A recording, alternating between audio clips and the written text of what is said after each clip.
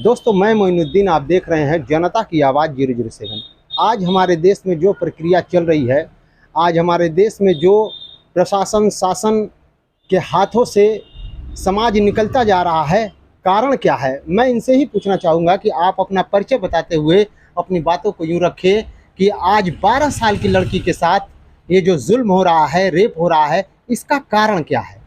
देखिए, मेरा नाम हसीन रमज़ान है। मैं पसमानदा मुस्लिम कायद समाज से हूँ। और आपने जो सवाल किया है, ये मध्य प्रदेश के उज्जैन की घटना है।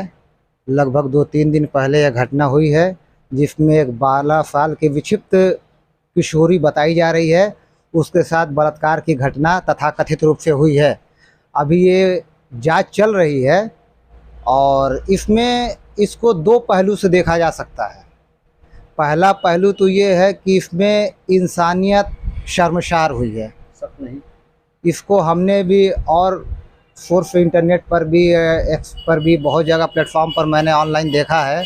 उसमें वो लड़की बहुत जगह निर्वस्त्र घूम रही है और वो जो है तो बहुत सारे लोगों से हेल्प भी मांग रही है। डोर टू डोर जाते हुए उसको देखा जा सकता है। 8 किलोमीटर वो लड़की घूमी है। जी जी, लेकिन किसी ने भी जो है तो इंसानियत का परिचय नहीं दिया है कि कम से कम उसको कपड़ा दे दें, या उसको जो है तो फर्स्ट एड जिसको हम बोलते हैं, उसके लिए हॉस्पिटल उसको कहीं पहुंचा दे, या किसी ने ऐसा कोई कदम नहीं उठाया। आपको मालूम नहीं है कि वह घूमते हुए लड़की एक आश्रम के पास पहुंची। वहां पर एक जो आश्रम में रहने वाले थे, उन्होंने लगभग कई बार 100 नंबर की गाड़ी पर फ़ोन लगाया, लेकिन उनकी फ़ोन कट कर दी गई। और उस आश्रम में आने वाले कुछ अधिकारी भी थे। जब उन्होंने अधिकारी पर फ़ोन लगाया, तब अधिकारी ने वहां पर अपनी व्यवस्था को भेजा और लड़की को वहां से फर्स्ट एड यानी कि हॉस्पिटल के लिए भेजा। मैं आपसे पूछना चाहता हूं कि आखिर ये हो क्यों रहा है?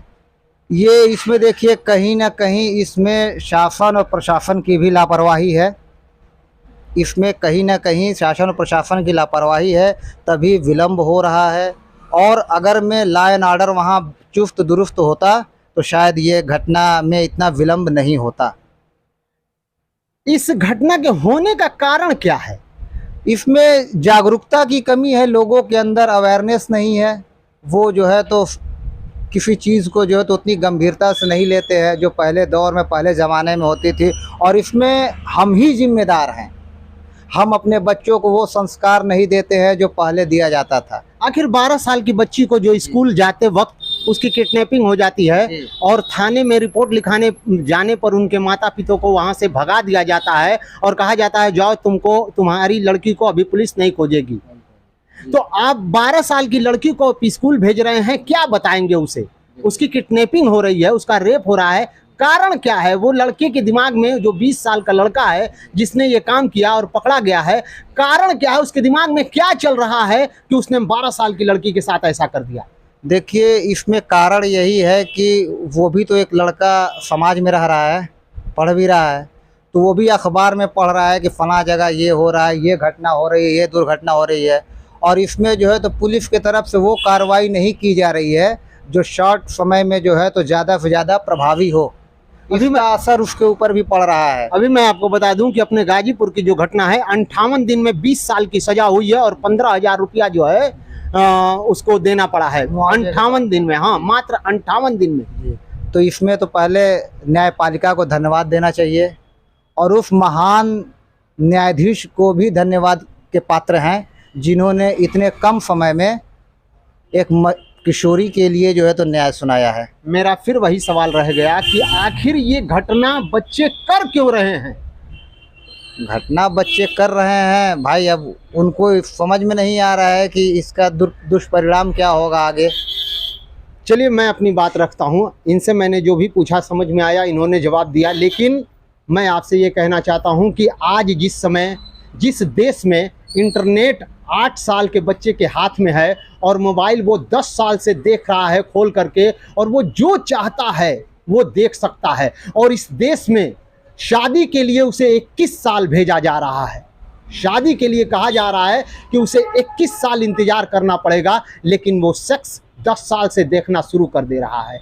आखिर वो इस सेक्स को कहाँ ख़त्म करेगा, कहाँ पूर्ति करेगा। मैं मानता हूँ कि लड़कियों की शादी 21 में ही होनी चाहिए, लेकिन ये बाउंडेशन नहीं लगनी चाहिए कि हर लड़के हर लड़की की शादी 21 में होनी चाहिए, क्योंकि शादी एक अलग चीज़ है और शिक्षा एक अलग चीज़ है।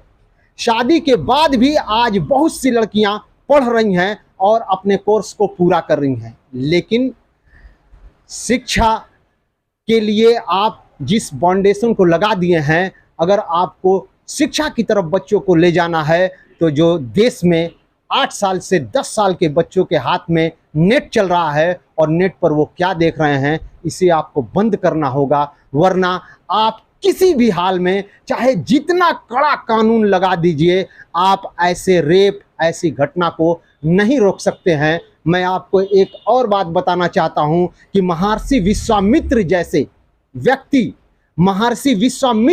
व्यक्ति जो इतने महान व्यक्ति थे, इतने शिक्षित और महर्षि थे, जब उनके सामने मेनका पहुंची, उन्होंने अपने इस चीज़ को कायम और रोक नहीं पाए और उस मेनका के साथ वो सब कुछ कर दिया जो आज इस 12 साल की बच्ची के साथ वो 20 साल के लड़के ने किया है। तो इस चीज़ को रोकने का आप उपाय ढूंढिए, वरना आप कानून से इस चीज़ को कभी नहीं रोक सकते।